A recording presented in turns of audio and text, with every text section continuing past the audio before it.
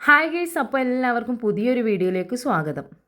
മൂത്ത 2 പേരെയും സ്കൂളിലാക്കി ആ ഗ്യാപ്പിൽ ഞാനും എൻ്റെ കുട്ടിപ്പോക്കിനും സിസ്റ്റർ അവളെ 2 മക്കളെയും കൂട്ടി പയ്യന്നൂരിലേക്ക് പോവുകയാണ്.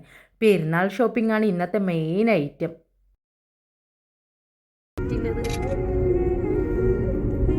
അങ്ങനെ ഞങ്ങൾ പയ്യന്നൂർ ടൗണിലെത്തി. നല്ല തിരക്കുണ്ട് കേട്ടോ, എന്നാലും മക്കളെയും കൂട്ടി ഞങ്ങൾ അങ്ങ് ഇറങ്ങി. ആദ്യം കയറിയ കടയിൽ നല്ല കളക്ഷൻസ് ഉണ്ടായിരുന്നു. എനിക്ക് ഏതെടുക്കണമെന്ന് കൺഫ്യൂഷൻ ആയപ്പോൾ പിന്നെ സിസിനെയും മോളെയും കൊണ്ട് എനിക്ക് ഇഷ്ടപ്പെട്ട ഡ്രസ്സ് തന്നെ എടുപ്പിച്ചു. കൂട്ടത്തിൽ ഞാനും ഒരെണ്ണം അങ്ങ് എടുത്തു. എൻ്റെ പോലത്തെ ഒരാളാണെന്ന് ഇച്ചൊക്കെ വിചാരിക്കുന്നത് നോക്കിയിട്ട്. ഇതിനിടയിൽ ഇവന്റെ കുറുമ്പ് കണ്ടോ, കണ്ണാടി നോക്കി എന്തൊക്കെയോ പറയുന്നുണ്ട്. ആൾക്കിടയ്ക്ക് ദേഷ്യമൊക്കെ വരുന്നുണ്ട്. കടയിലുള്ളവരൊക്കെ ഇവനെ തന്നെ നോക്കി നിൽക്കുകയാണ്.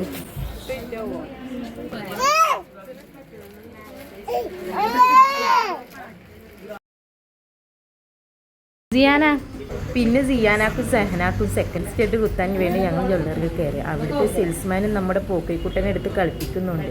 അവന് അവിടെയും ഫേമസ് ആയി.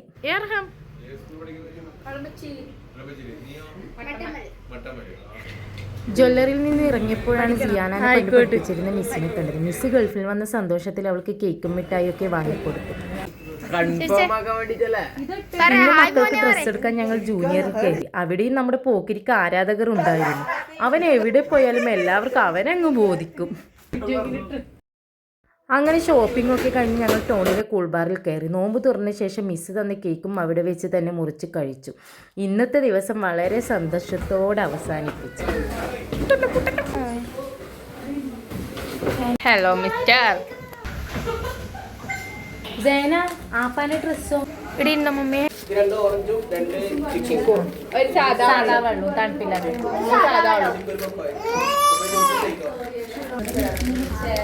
നോമ്പ് കുറിക്കാൻ വേണ്ടിയിട്ട് സമയമായി. കുൾബാർ കയറിയിട്ടില്ലല്ലോ. ഇവിടെ ഒരു ഇത്താത്തൊക്കെ നോമ്പില്ല, എല്ലാം തിന്നേന്ന് നല്ല ഇത്താത്തമാർ നോമ്പില്ല.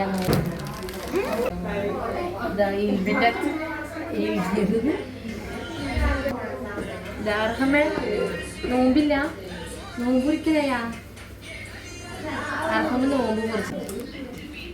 ഇവള് ദീനിന്റെ ഉറവിടമാണ്. എല്ലാം തുന്ന കേസ് ഞാൻ എടുക്കുമ്പോൾ ഇവളെ കൈ വെച്ചിട്ട് വെക്കാണ് കേസ്. ഇവള് ജ്യൂസ് നനത്തിട്ട് മറിച്ചിട്ട് ഇവളെ അതിന് കോരി തിന്നു കുറേ.